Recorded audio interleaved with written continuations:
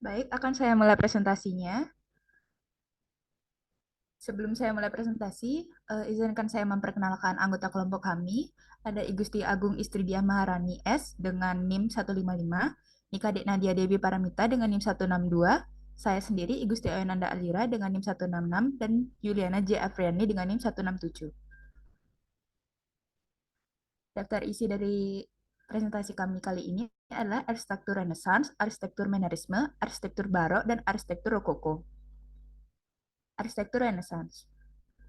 Arsitektur Renaissance merupakan gaya arsitektur di Eropa yang bermula pada abad ke-15 setelah Eropa mengakhiri periode abad pertengahan pasca runtuhnya Kekaisaran Bizantium dan Romawi Timur. Perubahan tersebut adalah paham yang menaruh perhatian pada masalah dunia, masyarakat yang praktis dan sadar diri, serta perubahan sekuler. Ilmu pengetahuan, ketatanegaraan, kesenian, dan keagamaan berkembang dengan baik di masa Renaissance ini. Tidak seperti di masa sebelumnya yang lebih menitik beratkan pada masalah keagamaan, terutama agama Kristen, sehingga pengaruh otoritas seorang pemimpin gereja sangat kuat. Penemuan terbesar pada masa Renaissance ini dalam bidang seni adalah ditemukannya metode perspektif. Perspektif menjadi hal yang sangat penting dalam seni rupa hingga saat ini. Karakteristik arsitektur Renaissance.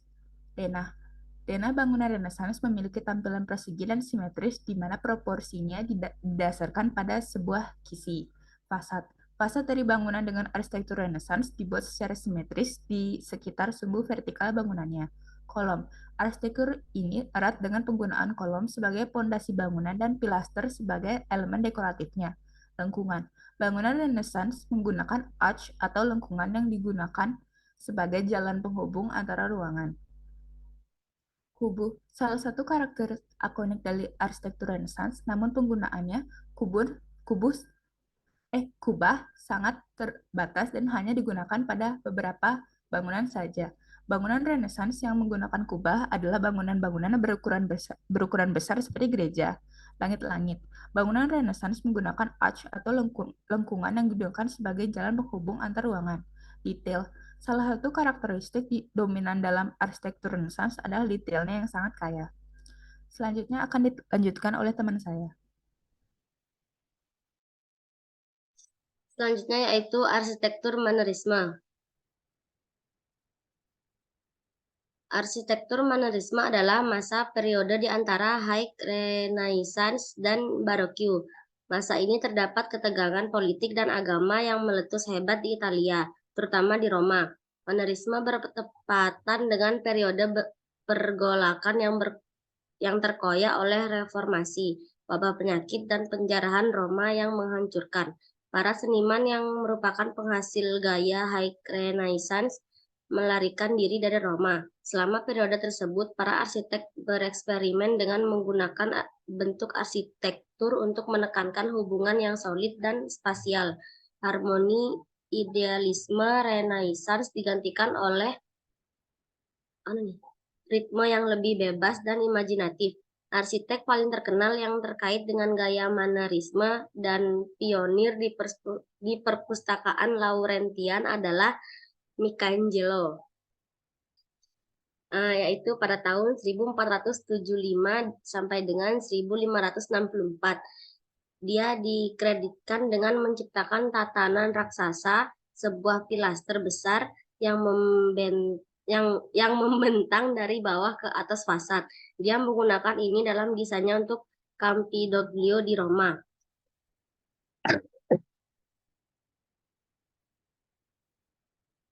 Next, Al. Selanjutnya yaitu arsitektur Mannerisme dicirikan oleh unsur-unsur tak terduga yang menantang norma-norma Renaissance. Anggota tubuh yang ramping dan memanjang, tubuh yang melebar dan berputar, bertentangan dengan semua hukum proporsi tradisional, merupakan ciri khas Mannerisme. Contoh arsitektur Mannerisme yang paling terkenal adalah Piazza del Campidoglio, sebuah alun-alun umum di Capitoline Hill di Roma. Ini dirancang oleh pematung Renaissance Michelangelo sebagai pengingat bahwa Mannerisme adalah tradisi dari High Renaissance. Selanjutnya akan dilanjutkan oleh teman saya.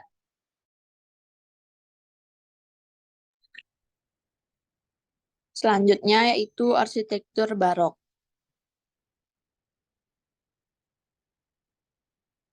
Secara umum, arsitektur barok berkembang sebagai tanggapan atas periode penuh gejolak yang dimulai pada abad ke-16.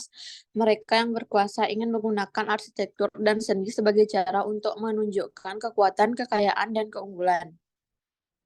Tidak ada tempat yang lebih menonjol selain dalam tanggapan Gereja Katolik terhadap reformasi Protestan. Selama ini, pemuka agama bisa menggoyahkan budaya dan bentuk kesenian yang menjadi tenar.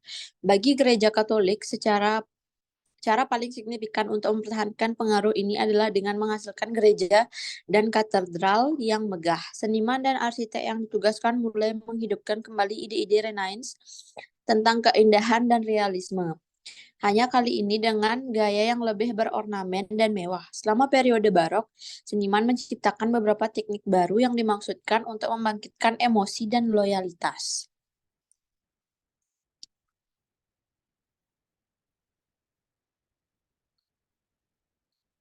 Selanjutnya itu karakteristik arsitektur barok.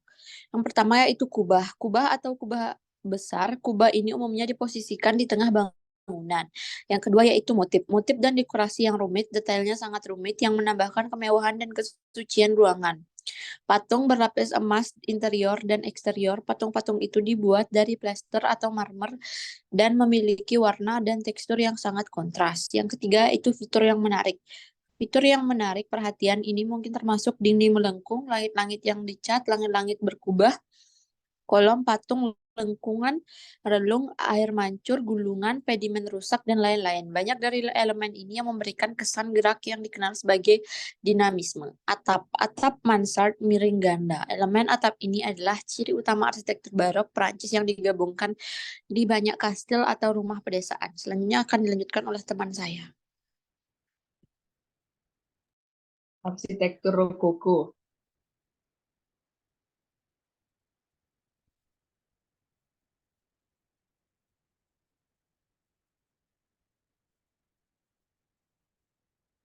Istilah rokoko adalah gabungan dari dua kata bahasa Prancis. Rocaille digunakan untuk menggambarkan buah buatan dan bebatuan di taman-taman di Versailles, dan coquille berarti cangkang.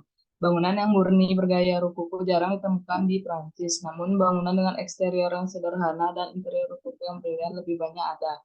Rokoko lebih banyak berkembang di Austria dan bagian selatan Jerman. Order cenderung dihindari ataupun dianggap tidak terlalu penting. Gaya rokoko sangat terlihat atau berpengaruh pada seni-seni dekoratif. Dekorasi yang digunakan banyak bernuansa floral, banyak lengkung, asimetris, dan banyak lengkung bentuk S dan C. Motif rokoko banyak ditemukan pada jendela dan pintu. Juga interior sekitar cermin dan lukisan, langit-langit, dan panel-panel dinding. Warna rokoko ringan dan ceria. Warna putih banyak digunakan pada dinding dan digabungkan dengan warna-warna emas. Style rokoko digemari oleh masyarakat kalangan atas.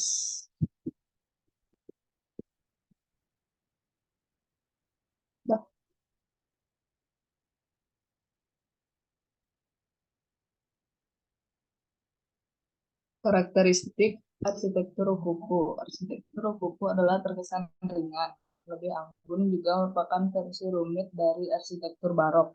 Ada beberapa perbedaan jelas antara arsitektur rokoko dan barok. Salah satunya adalah masalah simetri, karena rokoko menekankan pada bentuk asimetri. Sementara barok sebaliknya. Gaya ini meski sama-sama penuh dekorasi juga berbeda temanya. Barok sekilas lebih serius menempatkan pengaruh agama dan sering merupakan karakter dari tema-tema Kristen, dan arsitektur rokoko berasal dari abad ke-18. Lebih sekuler mengadaptasi barok dengan karakter lebih riang dan tema-tema yang tidak serius. Elemen-elemen lain dalam gaya arsitektur rokoko termasuk banyaknya lengkung dan dekorasi, juga penggunaan warna-warna cat. Rokoko berkembang awal dari seni dekoratif rancangan interior.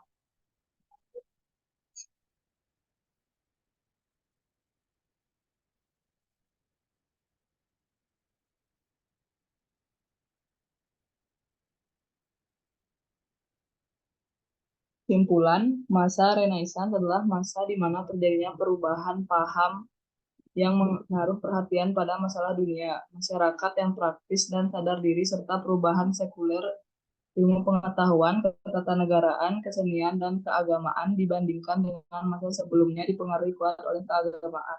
Arsitektur Renaissance banyak menjadi inspirasi untuk gaya-gaya arsitektur di zaman berikutnya. Masa ini juga di mana ditemukannya metode perspektif. Manierisme adalah gaya dan gerakan artistik yang berkembang di Eropa sejak tahun-tahun terakhir Renaissance tinggal di Italia.